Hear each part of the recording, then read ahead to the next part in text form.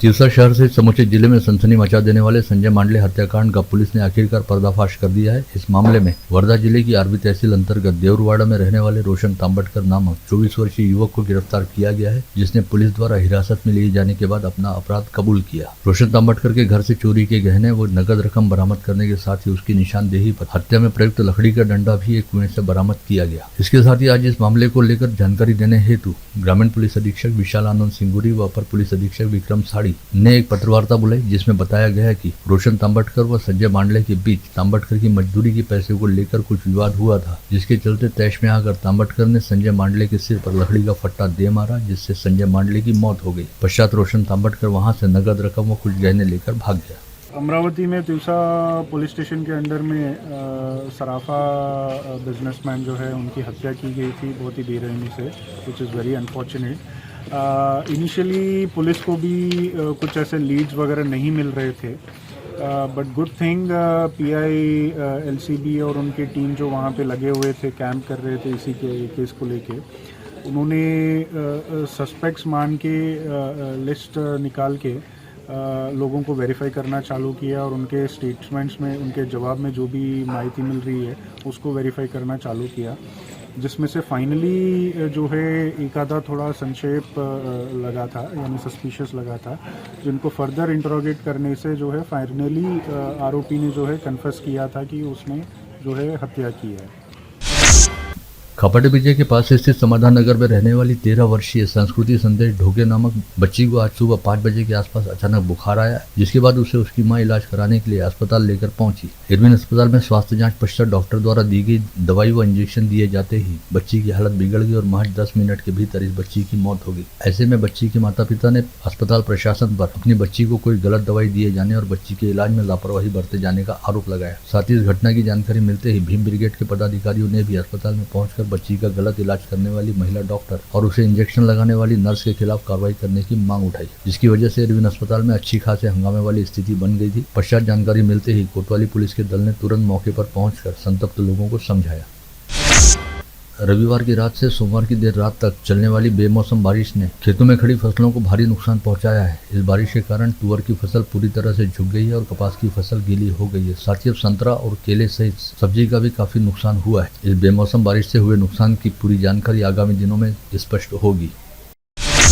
विगत 28 नवंबर को अमरावती संभाग के 5 जिलों में हुई बेमौसम बारिश के चलते हुए नुकसान को लेकर प्राथमिक अनुमानित रिपोर्ट संभागीय आयुक्त कार्यालय द्वारा राज्य के राजस्व एवं वन विभाग उप सचिव को भेजी गई है, ताकि आपदा व नुकसान प्रभावितों को आवश्यक सहायता प्रदान की जा सके।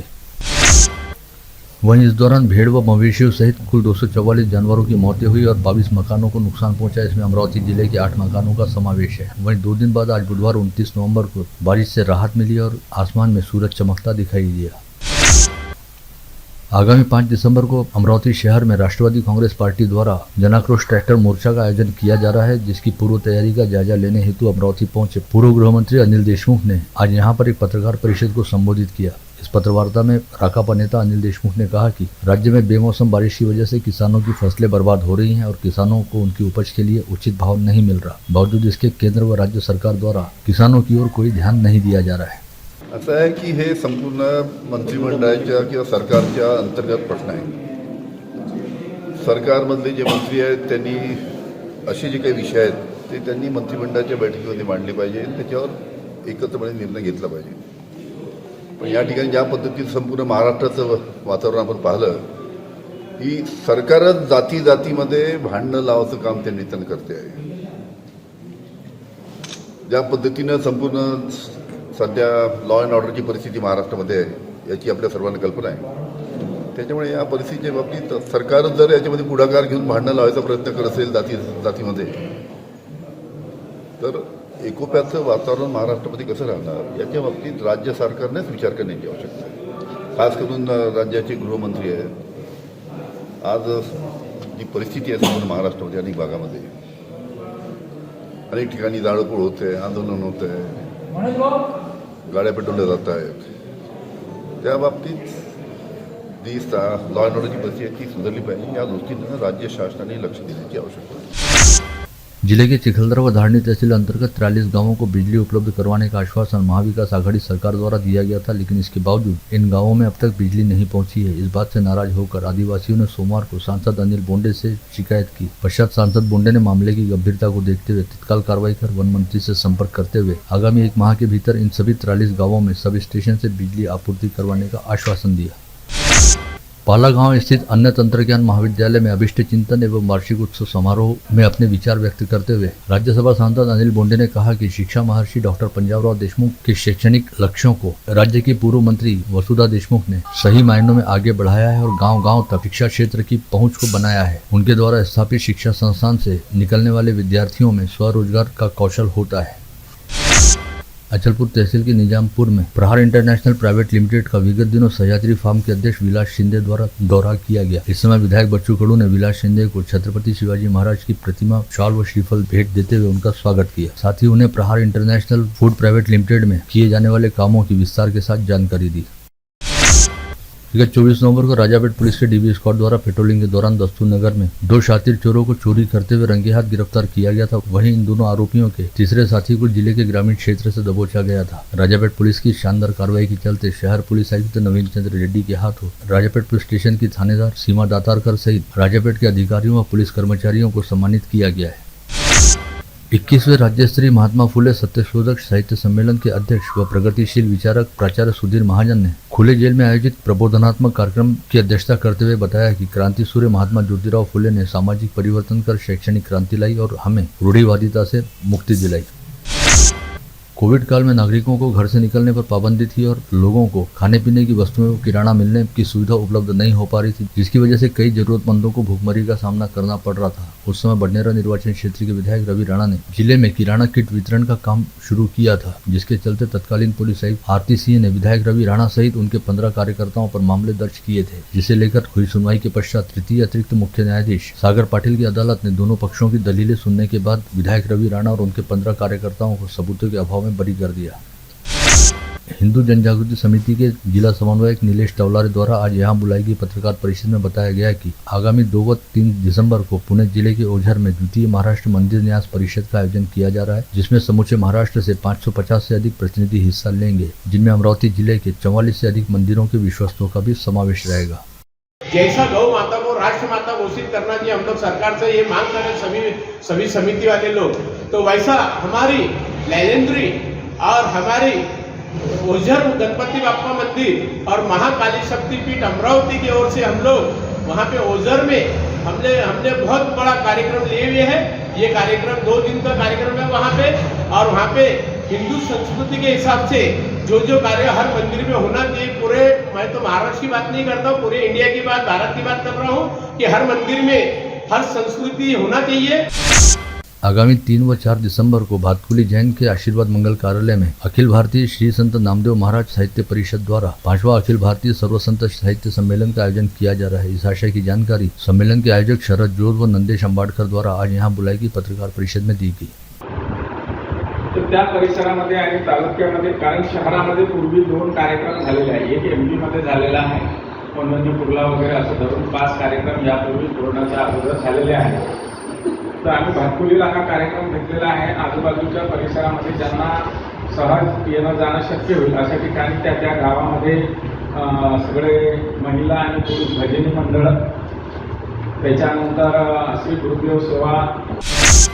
भारतीय जीवन बीमा निगम के वरिष्ठ मंडल प्रबंधक राजेश सुखदेवे द्वारा आज LIC के विभागीय कार्यालय में बुलाई गई पत्रवार्ता में बताया गया कि LIC के अध्यक्ष सिद्धार्थ महांती के हाथों बताया गया कि जीवन बीमा के क्षेत्र में विगत 67 वर्षों से कार्यरत रहने वाले भारतीय जीवन बीमा निगम द्वारा 29 नवंबर 2023 से जीवन उत्सव योजना को शुरू किया गया है। LIC के अध्यक्ष सिद्धार्थ महांती के हाथों शुरू की गई जीवन उत्सव योजना व्यक्तिगत बचत व संपूर्ण जीवन बीमा योजना है, जिसे विभिन्न आयु वर्ग के बीमा धारकों की भविष्य संबंधी जरूरतों एवं जोखिम कवर को ध्यान में रखकर प्रभावित किया गया है। जैसे मैंने कहा कि आयुष्य भर उसको लाभ मिलेगा, तो 2 है। एक रेगुलर इनकम बेनिफिट है, इसमें जितनी बीमा राशि रहेंगी उसके 10% प्रत्येक पॉलिसी के वर्ष के अंत में देय होगा। जो डेफरमेंट पीरियड है 3 से 6 साल का, उसके बाद में पेएबल होगा। 10% बीमा धन का आजीवन मिलेगा। कांग्रेस के प्रदेश प्रवक्ता दिलीप एड़तकर ने भाजपा के राज्यसभा सांसद अनिल बुंडे पर हुए हमले को बेहद निंदनीय बताते हुए कहा कि ऐसे मामले की बिना विलंब जांच की जानी चाहिए। साथ ही उन्होंने यह तंज भी कसा कि जब भाजपा के राज में खुद भाजपा का सांसद ही सुरक्षित नहीं है तो सर्वसामान्यों की स्थिति को लेकर सहज कल्पना की जा सकती है। महाराष्ट्र नवनिर्माण सेना की शहर इकाई द्वारा आज मनपा आयुक्त को सौंपे गए ज्ञापन में कहा गया है कि सुप्रीम कोर्ट ने 25 नवंबर तक महाराष्ट्र में सभी आस्थापनाओं पर देवनागरी मराठी में लिखे नाम फलक रहने का आदेश जारी किया है, जिस पर अमरावती मनपा क्षेत्र में कड़ाई से पालन होना चाहिए। श्री क्षेत्र कौंडन्यपुर में जय हरि विठ्ठल के उद्घोष के बीच हजारों भाविकों की उपस्थिति में मंगलवार को कार्तिक मास समारोह का समापन दही हांडी से हुआ। मंगलवार की दोपहर 4 बजे जगत गुरु राम राजेश्वराचार्य महाराज व विधायक यशोमती ठाकुर की उपस्थिति में दही हांडी कार्यक्रम का आयोजन किया गया था।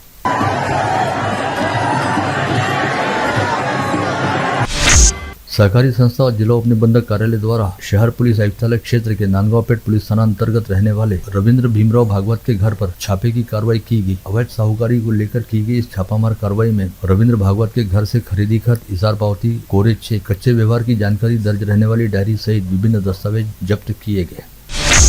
शहर के गोविंद नगर परिसर में रहने वाले हरजीत सिंह मोंगा की आज दोपहर जूनी बस्ती बडनेरा में गांधी विद्यालय के सामने शिवशाही बस द्वारा टक्कर मार दिए जाने के चलते मौत हो गई। ठेकेदार के तौर पर काम करने वाले हरजीत सिंह मोंगा अपने किसी काम की वजह से दोपहर 3 बजे अपनी एक्टिवा दुपहिया पर सवार होकर बडनेरा की ओर जा रहे थे, जिन्हें यवतमाल से अमरावती की ओर आ रही शिवशाही बस ने जोरदार टक्कर मारी।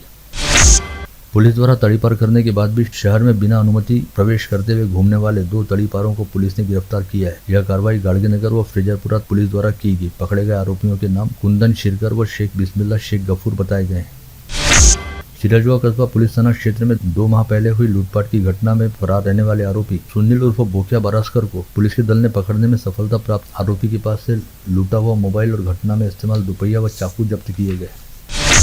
मावली जहांगीर पुलिस थाना क्षेत्र अंतर्गत विगत 27 नवंबर की शाम 7 बजे के आसपास अपने घर पर आने से मना किए जाने की वजह से नाराज होकर एक युवक ने महिला के गले पर चाकू मारकर उसे मौत के घाट उतारने का प्रयास किया। हमले में घायल महिला का अस्पताल में इलाज जारी है। वहीं अश्विन राउत नामक हमलावर की तलाश की जा रही है। ब्राह्मणवाड़ा पुलिस थाना क्षेत्र अंतर्गत दाभोना से चिंचोली मार्ग पर जाल बिछाते हुए पुलिस ने 87,000 रुपये मूल्य का गुटखा और सुगंधित तंबाकू जब्त किया। साथ ही इस मामले में मारकंडा गाँव निवासी अब्दुल सलीम अब्दुल खालिक को पकड़ा गया। चांदू रेलवे शहर के कुर्रा रोड पर शिक्षक बैंक के पास स्थित एक बियर बार की इमारत के कमरे में 24 वर्षीय युवती पर वर्ष 2019 से 2021 के दौरान कई बार शारीरिक अत्याचार किया गया। इस मामले में शिकायत मिलने के बाद चांदू बाजार पुलिस ने हर्षल भेंडे के खिलाफ मामला दर्ज करते हुए उसे गिरफ्तार किया। समुपदेशन केंद्र में मार्गदर्शन व सहायता प्राप्त करने हेतु आई एक महिला के साथ दुराचार करने वाले समुपदेशन केंद्र संचालक विवेक राउत को गाड़गीनगर पुलिस ने मुंबई से गिरफ्तार करने में सफलता प्राप्त की। सोमवार को मुंबई से हिरासत में लिए जाने के बाद उसे गत रोज स्थानीय अदालत में पेश किया गया, जहां से उसे पुलिस कस्टडी रिमांड में रखने का आदेश जारी हुआ। अमरावती शहर में रहने वाले 3 बुजुर्ग लोगों के साथ झांसीबाजी करते हुए साइबर अपराधियों ने उनके बैंक खातों से करीब 12 लाख रुपए की रकम उड़ा दी। तीनों भुक्तभोगियों ने अपने साथ हुई जालसाजी की शिकायत साइबर पुलिस थाने पहुंचकर दर्ज कराई। साइबर पुलिस मामले की जांच कर रही है। परतवाड़ा पुलिस थाना क्षेत्र की सीमा में नागरिकों के गुमे हुए कुल 10 Android smart mobile phone Paratwada police ने साइबर पुलिस की सहायता से तकनीकी जांच करते हुए राज्य के अलग अलग हिस्सों से बरामद किए और इन सभी मोबाइल फोन को उनके मूल मालिकों व शिकायतकर्ताओं को गत रोज समारोहपूर्वक वापस किए गए। यवतमाल जिले की वनी तहसील अंतर्गत राजौर भांदेवाड़ा मार्ग पर एक खेत में चल रही जन्मदिवस की पार्टी में उमेश राय नामक कुख्यात आरोपी ने पास की पिस्तौल को हवा में लहराते हुए 2 गोलियां चलाई, जिसकी जानकारी मिलते ही वनी पुलिस ने तुरंत मौके पर पहुंचकर पीछा करते हुए उमेश राय को गिरफ्तार किया। साथ ही उसके पास से विदेशी बनावट वाली पिस्तौल भी जब्त की गई। वहीं पुलिस के पथक को देखते हुए पार्टी में शराब पीकर धिंगाना मचा रहे सभी लोग मौके से भाग निकले। कारंजा लाड़ के बाईपास परिसर में स्थित 3 दुकानों में 27 नवंबर की रात अचानक आग लगी। इस आग में तीनों दुकानें जलकर खाक हो गई, जिसके चलते करीब 50 से 55 लाख रुपए का नुकसान होने का अनुमान जताया गया। फायर ब्रिगेड ने सूचना मिलते ही मौके पर पहुंचकर आग को बुझाया। तपोवन परिसर स्थित प्रबोधिनी प्रशिक्षण केंद्र में रसोइये के तौर पर काम करने वाले संदीप परतेकी को जिला न्यायाधीश क्रमांक 5 श्रीमती PN राव की अदालत ने दुराचार के मामले में दोषी करार देते हुए विभिन्न धाराओं के तहत अधिकतम 10 वर्ष के कारावास व कुल 5,000 रुपए की जुर्माने की सजा सुनाई। वर्ष 2018 के दौरान प्रबोधिनी प्रशिक्षण केंद्र में एक तलाकशुदा महिला रोटी बनाने का काम किया करती थी, जहां पर संदीप परतेकी रसोइये के तौर पर काम करता था और आपसी जान पहचान का फायदा उठाकर संदीप परतेकी ने उक्त महिला के साथ दुराचार किया था। आप देख रहे थे मंडल न्यूज बुलेटिन। हमारे चैनल को लाइक करें, शेयर करें और हाँ, सब्सक्राइब करना ना भूलें। कल होगी आपसे फिर मुलाकात, तब तक के लिए धन्यवाद।